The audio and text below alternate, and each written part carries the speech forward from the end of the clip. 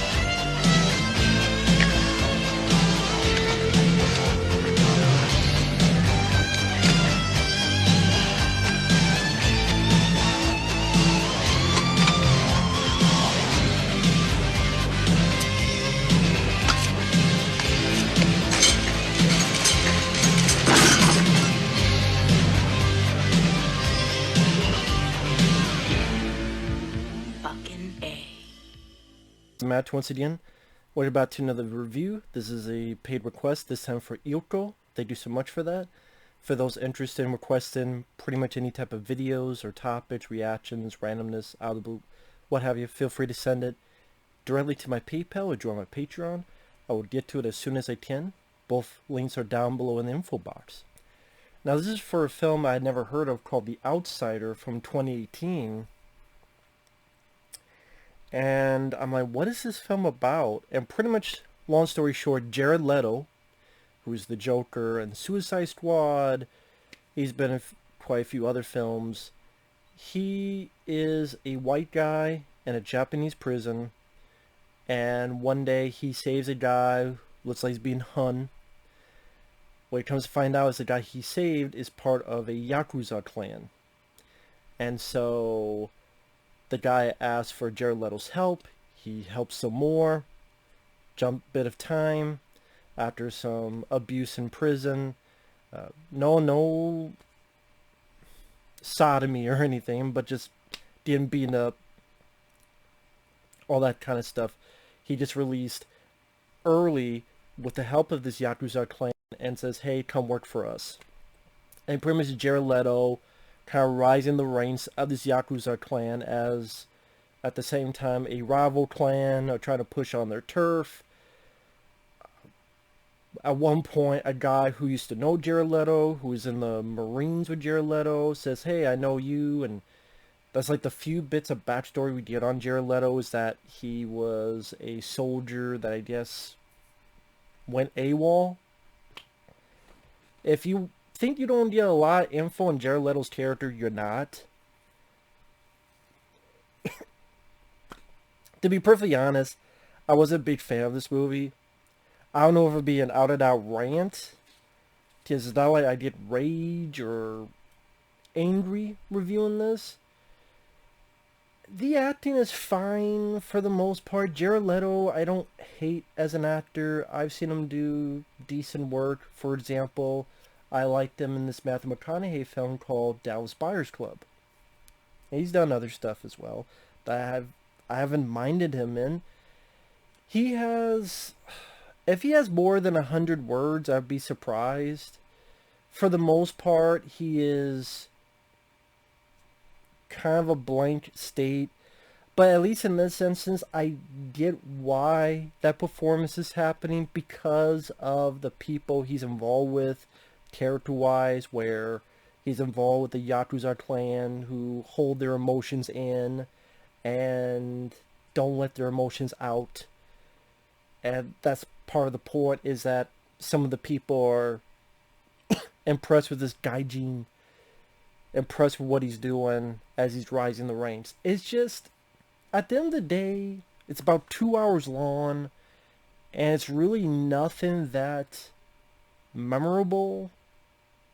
In fact, I could say forgettable. It's a very meh movie. I would never see it again. If I want to watch a movie about the Yakuza, I could watch a film like Black Rain with Michael Douglas, directed by Ridley Scott. I'm on many other films that have dealt with the Yakuza, whether it be action films, Showdown Low Tokyo. This is supposed to be much more serious, but I'm just saying that's another film you do Yakuza, but it's much more fun, popcorn entertainment. This is I did try to be more serious.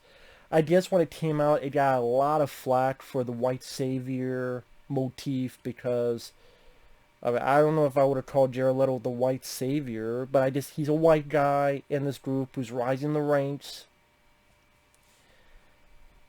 Obviously, all the people involved with it who happen to be Asian, they, I guess, probably didn't have a problem with it. Otherwise, they would not have done the movie. And there have been many films like The Last Samurai with Tom Cruise where you could say the same or similar things, unless those films have been canceled now too. I don't know. So no, I don't think.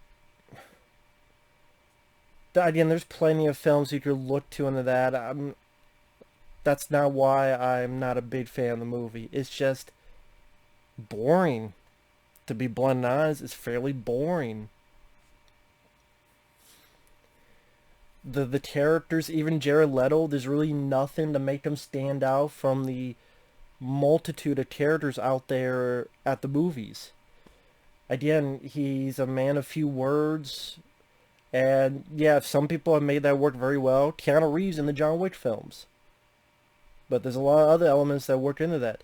Jared Leto, again, I don't mind him as an actor, but it's not like, oh, I'd go search for this because it's the next Jared Leto movie. You know how you deal with, there's some actors where you go, they're alright. But, hey, they're coming up with a new movie. I'm like, whatever. And kind of that factor, that's where Jared Leto fits in with me. And that's probably why I had never even heard of this film. Or if I want to watch a white guy get The Challenge. There's a film called The Challenge starring Scott Glenn, who's an American, who gets involved with this rival turf war, only much more with, samurai type of styling. And that's a much more fun, interesting, shorter movie, The Challenge. And Scott Glenn was a more personality-filled character. Go watch The Challenge. I mean, it even ends with a cool moment where Scott Glenn cleaves the bad guy's head in fucking half, and fucking like a watermelon.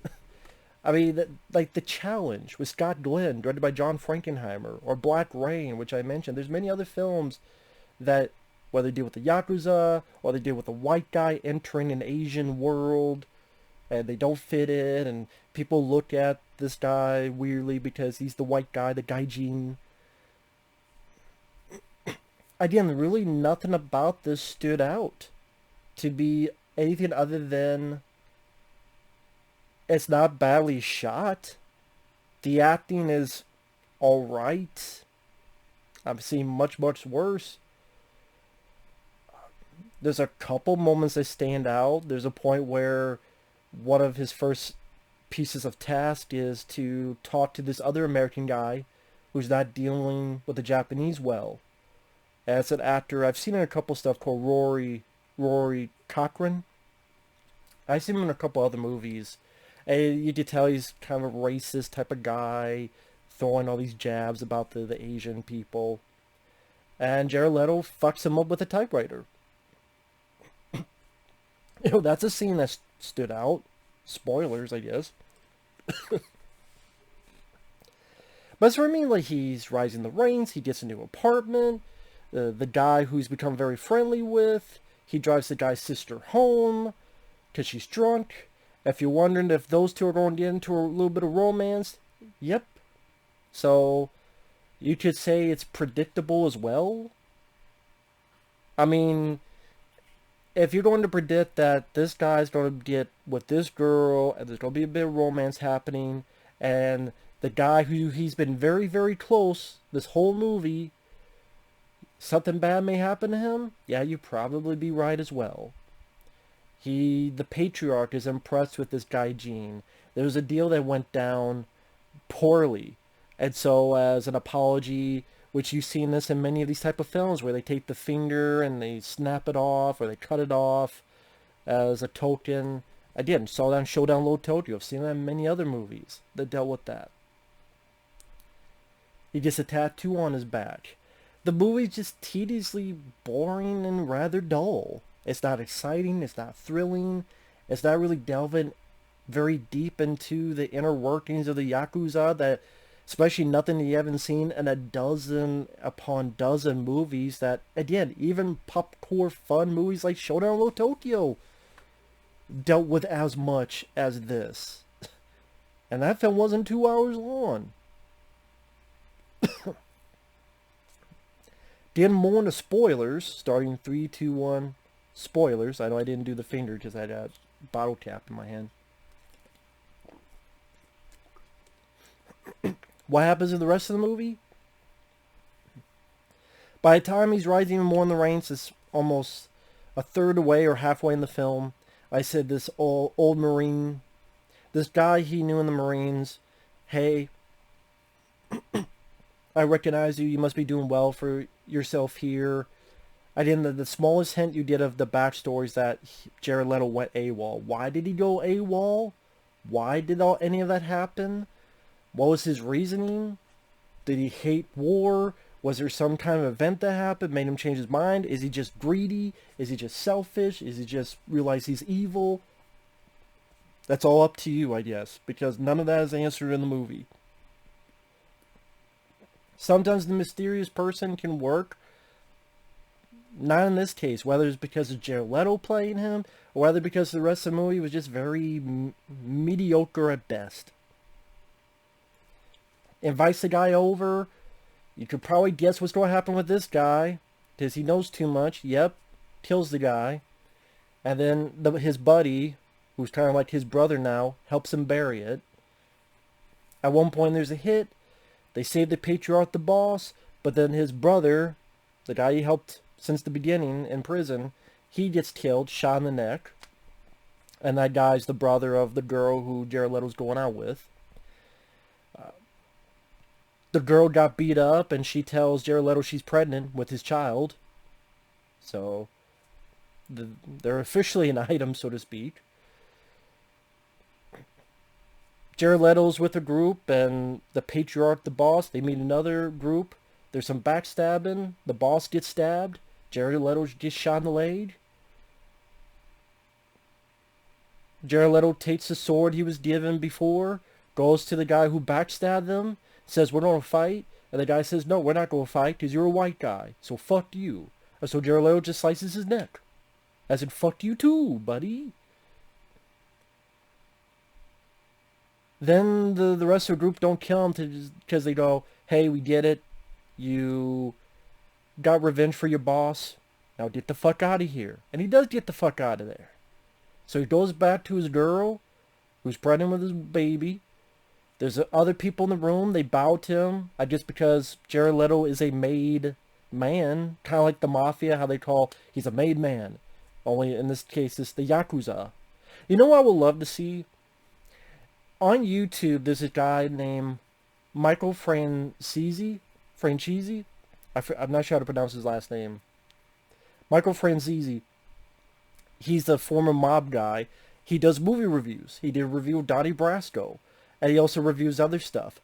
I wish you had someone who was formerly in the Yakuza to review Yakuza movies. And why do I have a feeling if he reviewed this film, he would go to town on it and saying that this is fucking stupid, this is fucking dumb, that's wrong. For some reason, I would not be surprised. But that'd be a pretty damn funny video. That'd be the best thing to come out of this movie. Get a former Yakuza to review this film and give their critiques of this film. Like I said, the movie itself, it's not that the cinematography or direction is that bad, but there's also nothing really that noteworthy to me. I mean, it was fine, but it just way too long, dull, slowly paced. It's not much of an action film. Well, you could say it's not really billed as an action film. it's just that plot I told you. Jared Leto, Rise in the Ranks of the Yakuza. There's really nothing of note other than, oh, he fucked up a guy with a typewriter. That's really the only thing that came to mind that stood out. Anything else you've seen in so many other movies or TV shows or other pieces of media. And not this white savior thing. That's not the issue. The issue is they made a fucking boring movie. And it makes you go, what was the point of the story being told? This is... If you knew nothing about the Yakuza, and you've never seen a movie that ever dealt with a Yakuza, I guess. But if you're someone like me, who has seen multiple action films or dramas that at some point dealt with the Yakuza in some way, shape, or form, yeah, I did it. Apology, clip the finger. I've seen that dozens of times in movies. Jared Leto, maybe it's the material. The director, I don't know what else he's done. I didn't look it up because I didn't think of it till now. But yeah, The Outsider. I don't know what else to say. Go to The Outhouse. Maybe have more fun. Or The Outsider. Go watch The Outsiders at NWO, 4 Live. Go watch old WCW shows. I don't know what else to say. With that said, thanks for watching. Take care. It is not much of a movie to me. Mediocre at best. But honestly, it's a boring, dull film. Go watch The Challenge with Scott Glenn. Go watch Black Rain with Michael Douglas instead. We'll see you guys later. Bye-bye.